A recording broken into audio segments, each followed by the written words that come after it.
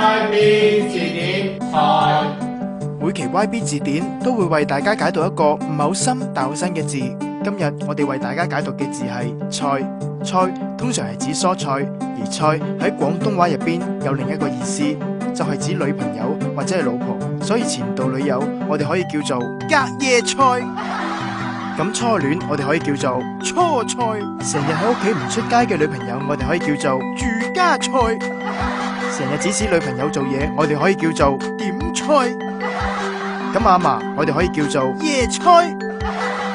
咁阿嫲以前係班花我哋可以叫做椰菜花。咁阿媽我哋可以叫做巴菜。如果阿媽攞住支士巴拿我哋又可以叫做巴菜羅拿。到咗以後我哋又應該點樣稱呼我哋嘅新抱呢？紫菜。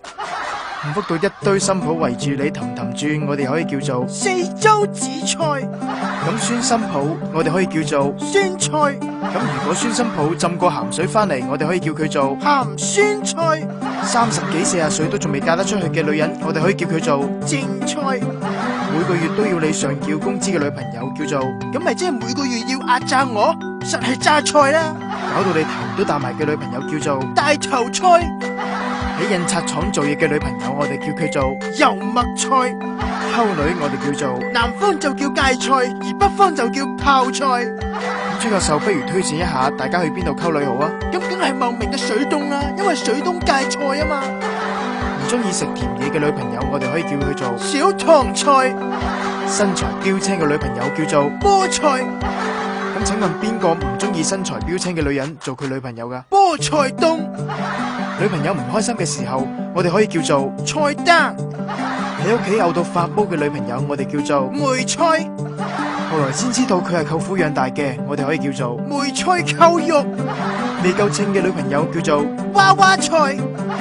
女朋友每日朝頭早都要排隊搭車我哋可以叫做招牌菜。女朋友係舞台劇演員我哋叫佢做表演菜。朋友嘅女朋友我哋叫做友誼菜。朋友之間互相比較女朋友嘅行為叫做比賽。溝咗啱啱俾人飛嘅女仔我哋可以叫做接力賽。屋企人唔贊成同我喺埋一齊嘅女朋友我哋可以叫佢做障礙賽。需要額外嘥好多時間去陪佢嘅女朋友我哋叫做加時賽。單身寡佬嘅狀態叫決賽。成日都溝唔到女嘅狀態我哋叫做總決賽。異地戀我哋叫做半決賽。想要女朋友我哋叫做球賽。韓國人想要女朋友我哋叫做棒球賽。成班兄弟及住同一條女我哋叫做團體賽。女朋友發燒我哋叫做熱身賽。飛咗條女我哋叫做淘汰賽。陳冠希打電話俾女朋友我哋叫亞冠聯賽。中意打英雄聯盟嘅女朋友我哋叫做排位賽。你當佢做備胎嘅女朋友我哋叫做預選賽。結咗2次婚嘅女朋友我哋叫做重賽。咁包二奶我哋叫做附加賽。女朋友中意着住衫沖涼我哋叫做蔡依林。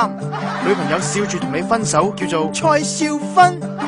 等候一個叫阿欣嘅女朋友我哋叫做侯賽欣。女朋友好喉擒我哋叫做蔡琴。女朋友面上有粒痣我哋叫做蔡一智。成日換香水嘅女朋友我哋叫做蔡百味。唔中意太黑嘅女朋友讓咗俾老豆溝我哋叫做蔡德克巴萊。你外父唔見咗部寶馬我哋叫做塞翁失馬。女子學院建校嘅目的係育才。咁佢哋嘅班級叫做菜班。咁如果我喺施工地盤做嘢咁我女朋友叫盤菜。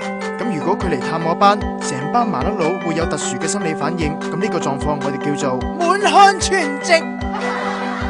多謝崔教授精彩嘅解釋，相信大家對菜都有新嘅認識。今期節目就到呢度，我哋下期再見。